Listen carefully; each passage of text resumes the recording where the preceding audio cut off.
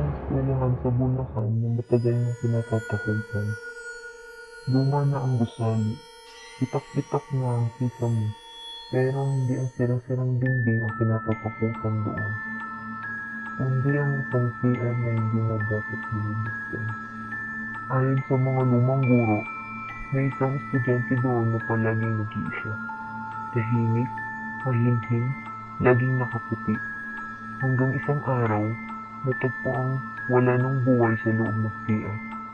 Walang testigo, walang nakakita. At mula noon, sinarado na ang CR sa ikatlong palapag. Taong 2023, si Mika transferi. Wala siyang alam sa mga lumang kwento. Mabilis siyang naging kaibigan ng mga kaklase hanggang sa napag-iwanan siya isang gabi para maglinis sa silid. "Miss, pwede po bang gumamit ng CR?" Tanong ni Mika sa janitress. Itinuro ng janitress ang unang palapag pero lumampas si Mika. Nang binuksan ni Mika ang pinto, mabigat ang hangin, parang may panlalamig na dumampi sa batok niya. Pero pumasok pa rin siya. Sa salamin, may nakita siyang puting anino sa likod niya. Paglingon niya, wala naman.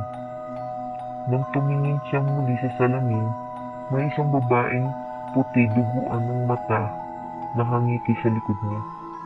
Pero hindi gumagalaw sa refleksyon. Hindi rin niya maramdaman sa likod niya. Napatras si Mika, tumakbo siya palabas, pero nagsara ang pinto. May bumulong sa tenga niya. "Ako ang may-ari ng CR na to. Huwag mo kong istorbohin." Hinampas ni Mika ang pinto ng paulit-ulit. "Pakawalan mo ako!" sigaw niya.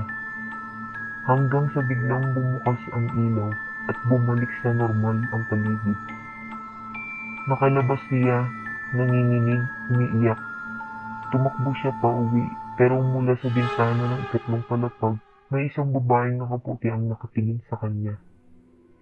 Pilit na kinalimutan ni Mika ang nangyari, pero kinabukasan, habang nagsusulat siya sa notebook, may isang salita na paulit-ulit niyang naisusulat.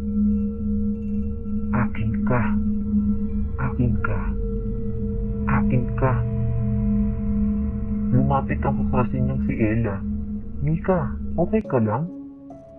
Ngumiti si Mika, pero malamig, namumula ang mata. Nanlilisik at bulong niya, wala na si Mika. Simula noon, wala na si Mika, pero may bago ng estudyante sa paaralan, tahimik, mahihin at laging nakaputi.